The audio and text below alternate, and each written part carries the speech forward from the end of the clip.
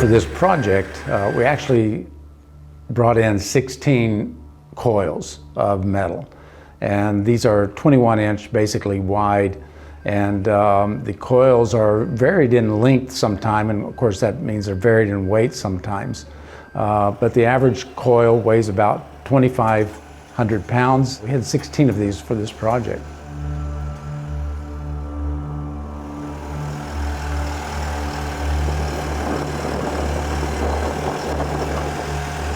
A lot of people ask, why don't you just put them up on the roof, then take the machine up there? But the weight of the machine, the weight of a coil sitting in one spot would literally crush through a roof. That's too much in one spot.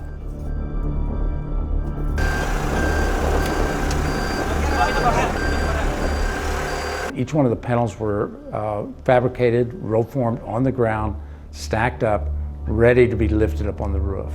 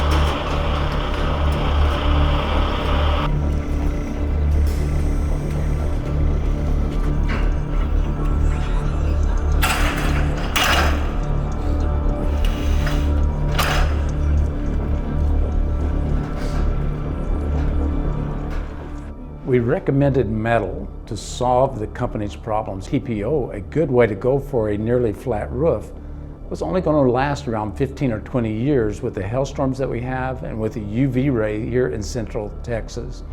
Yeah, TPO is, an excellent product to use because it's simple, it's easy, it covers, it heat welds together. The only downside is on a TPO you always have spots that are low. Even out here you find areas that you see little dark spots everywhere. That's just a low spot where there's a fastener underneath into the insulation, and then every one of those low spots holds water. And of course, inevitably, if somebody walks across, steps there, and there's a piece of gravel or anything, that would be a leak. It is a great product. It's used millions of square feet all over the place, but it is a product that you have to maintain. You'll probably start servicing it at around 7 or 8 years, so you're going to be paying for service. At the same price of this roof, we can do one of these structural metal roofs that will last literally a lifetime, 75, 80 years. The property was going to have people working inside some of the buildings, and we needed to set the metal on multiple buildings. We'd already done one building, doing it physically by hand, but it was just a warehouse. There were not people coming and going. So we had to capture this and install the metal or lay the metal up on the roofs when there was nobody coming and going. So we had to do it in spurts.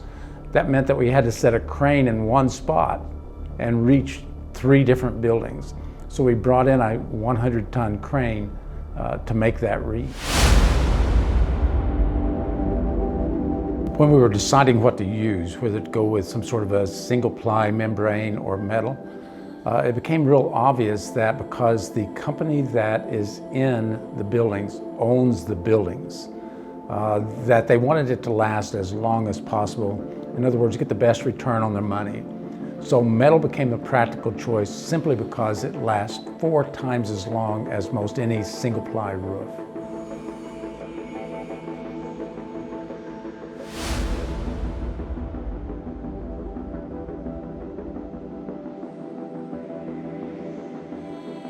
With metal, we're able to add to the structural element of the roof. In other words, the roof assembly itself becomes stronger. Now in this case, we used a device called a roof hugger. That gave us a structural element to tie it to the purlins, in other words, the structural members of the roof itself.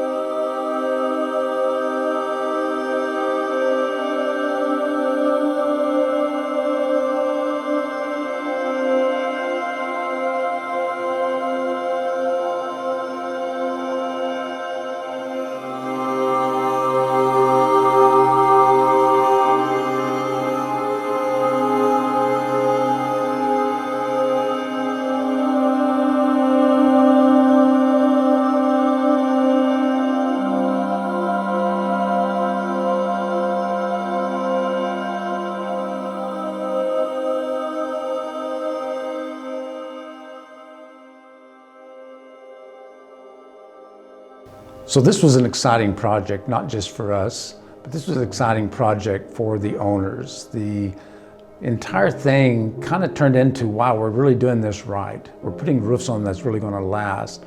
So the design for the new build-out space that they are now underway with has really upgraded tremendously. They've gone very much more high-tech with the interior finishes, much more modern, much more today, much more user-friendly, to be honest. In other words, they've invested in this for the long term. That, they tell me, attracts good people to their company. In other words, one good thing led to another good thing, and they kept it going.